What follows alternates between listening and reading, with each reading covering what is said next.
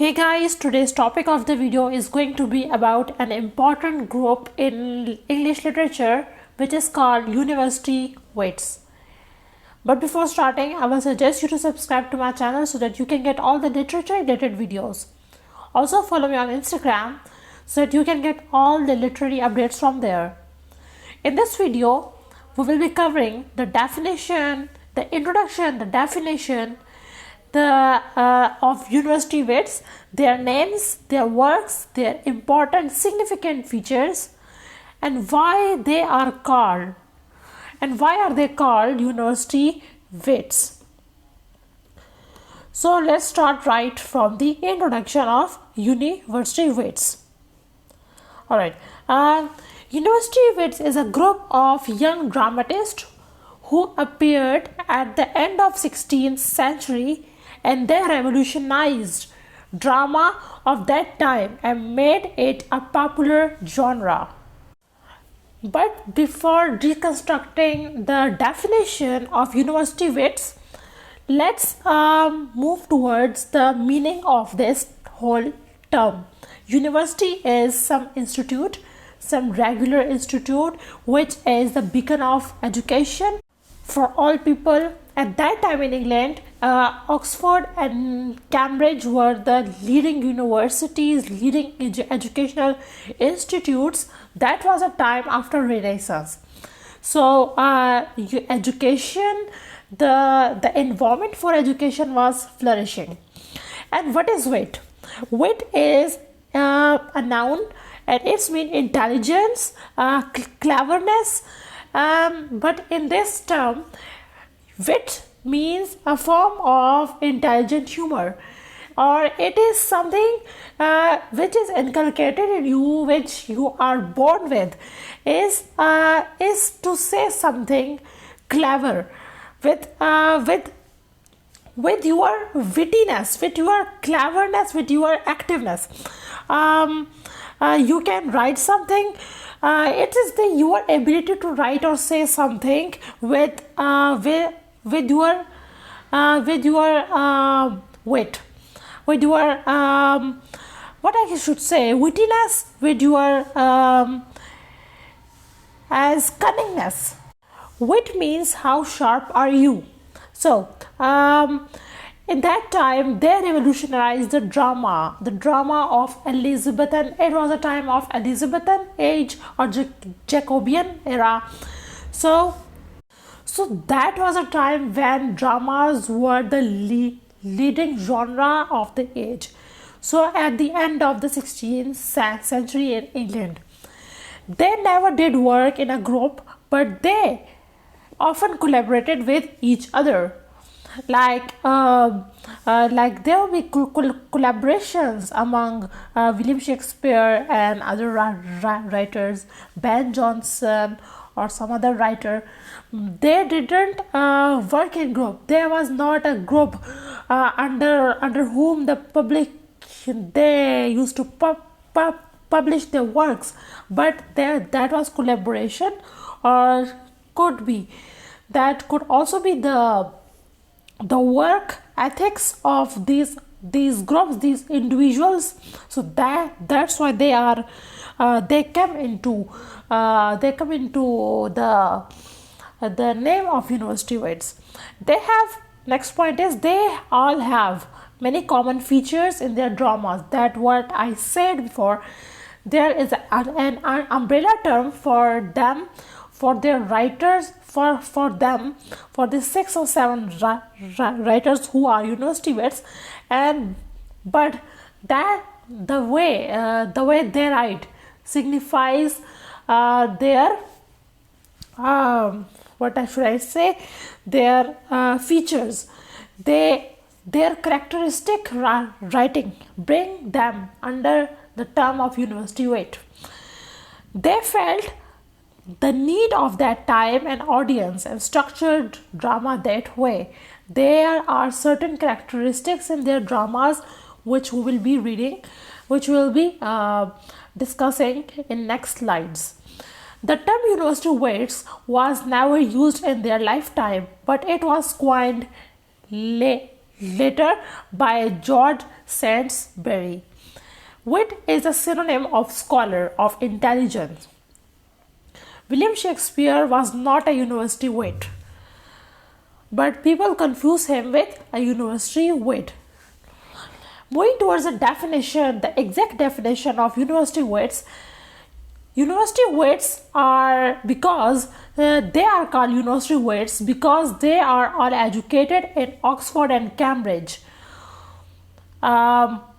universities, and they were all very witty.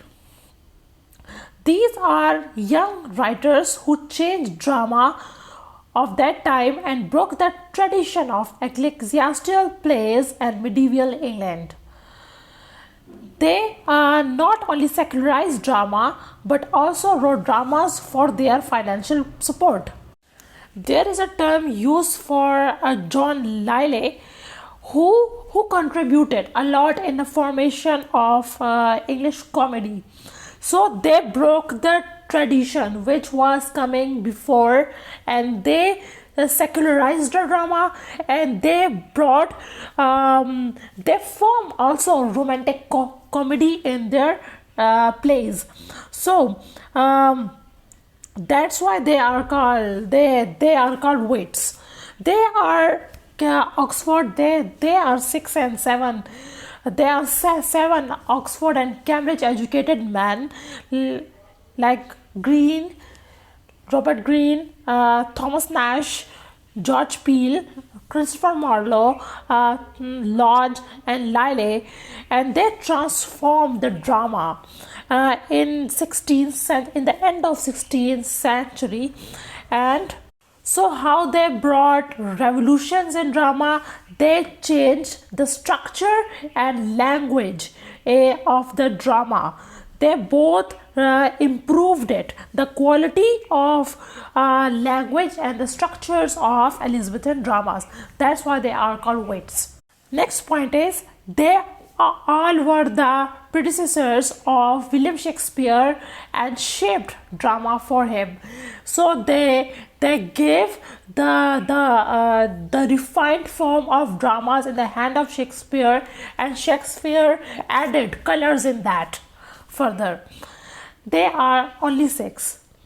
We'll be covering the names of these writers. The University Wits names are John Lyly, Thomas Lodge, Christopher Marlowe, Robert Greene, Thomas Nash, and George Peele. Moving towards their works, their important works, you would also be. I have also covered some of their works, and you would also knowing their works. They are very famous. So first is The Jew of Malta by Christopher Marlowe. Second is also Christopher Marlowe's Dr. Faustus. Third is a very famous tragedy, Spanish tragedy. Fourth is Rosalind. It is also the drama which inspired Shakespeare for his story, for the story of his drama As You Like It. Fortunate Traveler, Edward the First, Midas, Dido, Queen of Carthage, Tamburlaine the Great, Edward II, Campaspe by John Lyly, Euphues, and the second last is the Scottish History of King James IV, the Looking Glass for London and England last. Let's move toward the characteristic features of the University Wits. They were all heroic themes. They all have heroic themes in their dramas. Their dramas were written in highly resonating and strong lines. Their themes in dramas are very much tragic and dark. Their dramas lack a sense of humor, except a romantic comedy, The Woman in the Moon by Thomas Lyly. They all belonged to the Elizabethan era, 16th century. the end of 16th century. Christopher Marlowe was a rival of William Shakespeare. Thomas Lyly was the first dramatist who experimented with the diction of Elizabethan drama. They were all dramatists as well as actors. Thomas Lyly is a very famous for his euphuistic style. What is euphuism? Euphuism is the Greek word for graceful and witty. Euphuism is a style of English prose. It takes its name from a romance, Euphuism, the Anatomy of Wit, written by John Lyly.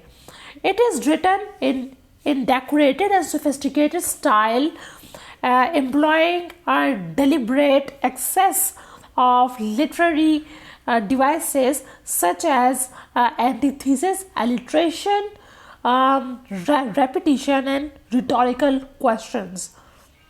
The proverb, as all is fair in love and war, is taken from John Lyly's Euphuism, the Anatomy of Wit.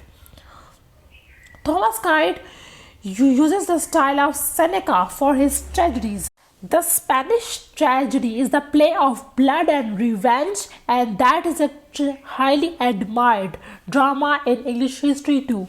Kite brought blood topic to the drama and stage. That's all inspired by Seneca, who was a Roman dramatist. Seneca.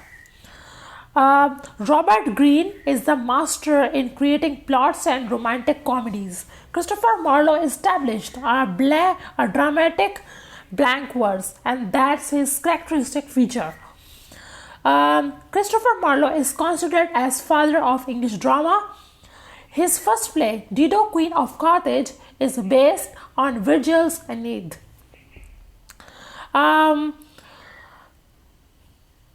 Thomas Kite's Your Hamlet inspired Shakespeare to write Hamlet.